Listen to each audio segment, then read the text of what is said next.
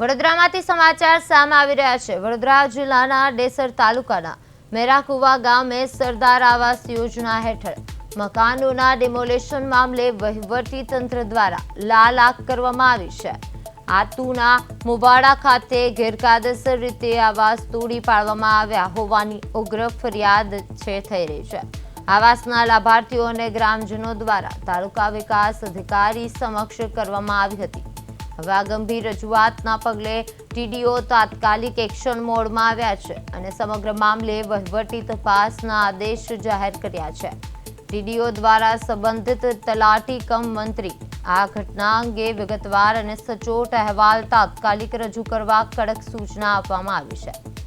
હવે આ સાથે જ તપાસમાં જે વ્યક્તિ કસૂરવાર સાબિત થશે તેની સામે નિયમોનુસાર કાયદાકીય કાર્યવાહી કરવાની ખાતરી આપવામાં આવી છે। હવે ઉલ્લેખનીય છે કે ટીડીઓ સમક્ષ નોંધાયેલા નિવેદનમાં સ્થાનિક સરપંચે પણ પોતે આ સમગ્ર ડિમોલેશનની કામગીરીથી તદ્દન અજાણ હોવાનું સ્વીકાર્યું છે અને ટીડીઓના આ આકરા વલણ બાદ જવાબદાર અધિકારીઓ અને કર્મચારીઓમાં ભારે દોડધામ મચી ગઈ છે। ત્યારે આગામી દિવસોમાં આ મામલે કેવા પગલાં લેવાય છે તેના પર સૌની નજર મંડાયેલી છે।